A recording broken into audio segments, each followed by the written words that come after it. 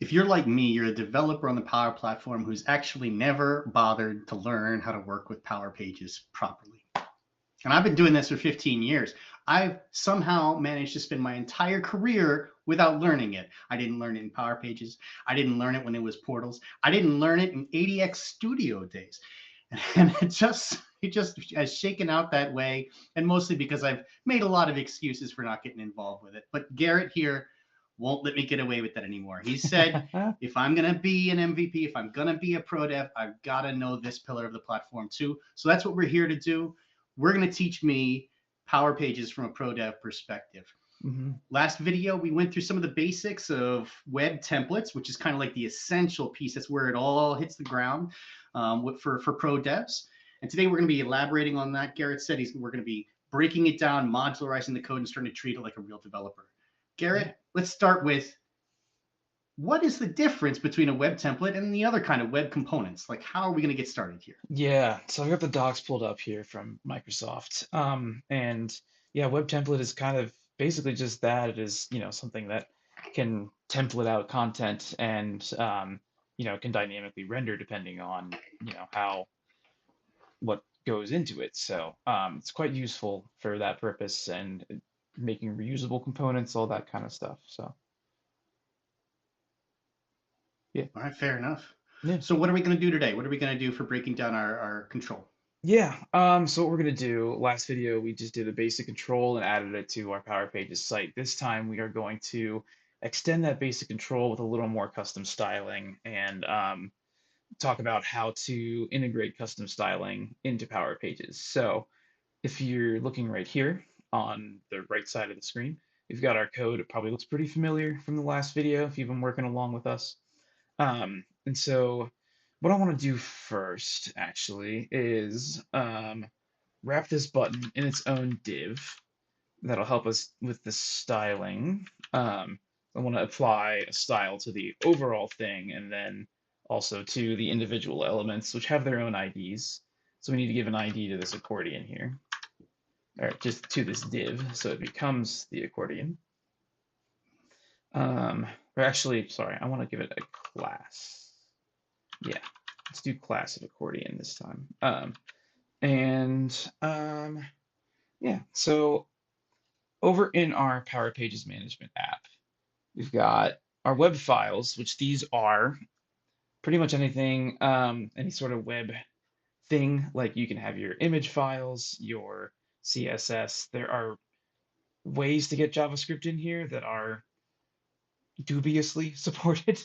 Um, So I don't necessarily recommend bringing JavaScript in this way, but there are ways you can do it. Do some Googling around. But what we're going to do today is actually play with some CSS a little bit. So over Okay. here So this is in part my, of our modularization, right? Like when we want to start yes, breaking up our code, we want to put the CSS into place, right? Instead of having a styles hmm folder in our node project, we've got web files where we'll put our yeah, CSS and reference them from our template. yeah, you're making a good point here. And you'll kind of notice there's like Portal basic theme and theme.css, Yeah. and as well as bootstrap.min.css. These are the actual things that are governing the styling of the existing Power Pages site. So you'll notice, like, like last time, we just had plain text on a white page, but this doesn't look like that, right? This actually has things going on, some Mhm. color added, that kind of stuff, and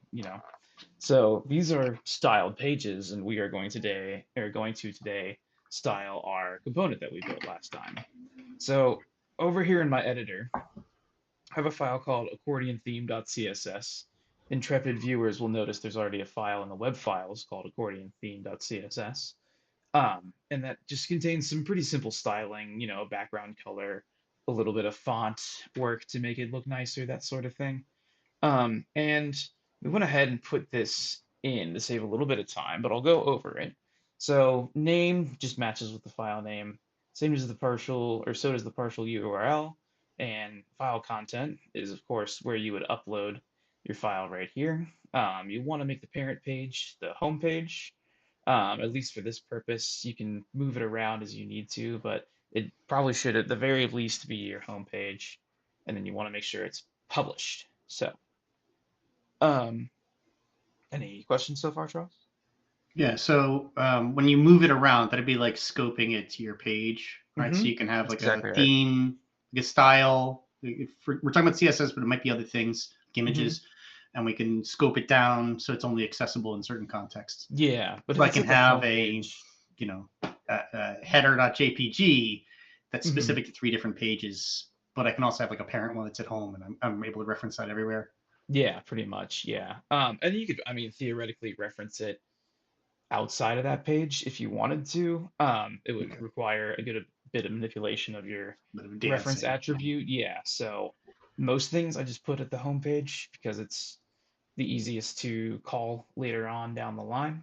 Um, but basically, yeah, we've already got accordion theme CSS in here. So what we want to do is we want to actually just, I mean, classic plain HTML, say link, and then the rel, which is relationship. We're going to say it's a style sheet. And then the href, which is that reference attribute that I mentioned a moment ago. And we're going to go ahead and say, we do squiggly or tilde, some people call it, which is basically like, hey, this is in the root, as in like it's on the Home. home page. You know, it's Yeah. it's functionally equivalent to saying like parent page is home. And then we do a slash, and we're going to say accordion theme dot css. Give it a quick save. Better close that link. Oh, yes. Very good catch, Charles. Very good catch. That would have been a huge problem.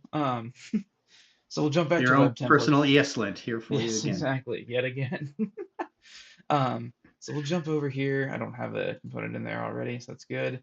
We're gonna just go ahead and name it styled accordion. Oh, And we're gonna leave the style in there, or can we take it out, the one that's already in this file? we actually ought to probably take it out. So, You don't want them to conflict, right? yeah, exactly. So we haven't actually brought that in yet. Yet another good catch, my own personal lint. So yeah, we will bring that in. We're gonna go ahead and copy, and we'll hit save. This is surprisingly easy. So it's got a Monaco editor in there. That's nice. I didn't even notice Yeah, that. so you can actually fully edit this. I mean, do anything you Is wanted it to. like a? Is it? Does it give you like autocomplete and stuff, or It is it gives you just like just the lights. highlighting? It gives you light suggestions, I think, and Okay. mostly just highlighting. Yeah, it's when I it's mean, that's useful. better than nothing. Yeah, no, it's not too bad. So we'll go ahead and sync the site. And we'll add our component here with the double dots or triple dots rather. And so we see styled accordion, it's right here. So there we go. Our accordion, it does look different. It's got a kind of darkish blue background. Text is white, all that kind of stuff. And as before, it doesn't really work. The button will click, but it doesn't actually do Right. anything. Oh, the script is disabled here. Yeah, so we'll sync it again, and then we'll hit preview. And in theory, we should be able to just jump right into having a styled component. So we'll see what happens. And yep, sure enough, there we go. So we can go ahead and hit show more, and we have our accordion. Yeah. As kind of mentioned before, we have our the div wrapping everything is of class accordion, Right. which That's where the is gray is this coming class. from. So that's where the background color comes from, and the font family. Um, and yeah, I think this is just about everything I had to show for this one. Do you have any I like further that. questions? So okay. So all right. So we got a web template. Our web Mm-hmm. template is where we're actually. It's like our app, right? Mm-hmm. App.js or whatever, Yeah, yeah. or TS. And then from our app, we're going to reference other files because Mm-hmm. we're not crazy. We don't want to put it all into like one mega file, right? Yeah. So we want to reference style. We want to reference resources of various kinds, images, stuff like that. So so we're going to use these web files for all Mm-hmm. of those things. Yeah. Instead of scoping like by a folder that we would normally use to organize ourselves in like a Node app or something, we're going to organize by page to make them Mm-hmm. easy to reference. Yeah. Um, and uh, And the one exception to this is JavaScript. Like, is there another way to modularize the JS, or should we generally assume that the JavaScript is always going to be in that one web template? You're probably gonna have to keep it in line in the web template. I mean, Okay. what you can do is it's a matter of it blocking JavaScript file uploads, and that's at like the environment level. You have to go into the Power Platform Admin Center to change that, or not even the Power Platform Admin, classic settings, as a matter of fact, in order to change that. So you can do it. That introduces a pretty significant security risk, though. So Oh, by no because means, it's evaluating script dynamically. yeah, Okay. people can technically upload JavaScript and you just don't know what they're going to be able to do, you know? Yeah. Okay. So, Yeah. All right. You yeah, don't want to allow for script injection. it blocks that from any external, any file upload controls that you might have on a page. It will block. There's a whole bunch of things, like I think almost 100 things that it blocks, but JavaScript is one of them by default, and you probably want to leave it that way because Yeah. it Okay. introduces a pretty big security risk. Even All right. if you don't have any externally exposed file upload controls, yeah, you want to just keep an eye on that for at the very least. So, but yeah, we will talk here quite shortly about how to integrate JavaScript. That's coming up in another couple videos, but the next one we'll do is actually having dynamic content, because if you've noticed so far, our Pretty content static. is hard coded in our accordion. So we will actually go ahead and we'll replace these two pieces and make it totally dynamic. And you'll see how that actually works within our Power Pages studio here. So that's what we got coming up Yeah. Yeah. next. Okay. Yeah. Cool. I'm looking forward to it. I'm looking forward to it. Is that where Yeah. the head of the manifest comes into play? Because I mean, from Exactly. a Yeah. PCF world, I imagine that's where all my IO is hmm happening. My I can manifest, actually, I'll right? give you a sneak preview. So the params here in your manifest, that's where it's all going to happen. So we'll be Okay. This covering is what that I in depth. thought. Yeah. This is what I thought. I like it. I Yeah. like it. I We'll like cover it. that all in depth next time. So yeah. All right. Excellent All right. stuff, Garrett. Yeah. Thanks for joining us today, everybody. Thanks all.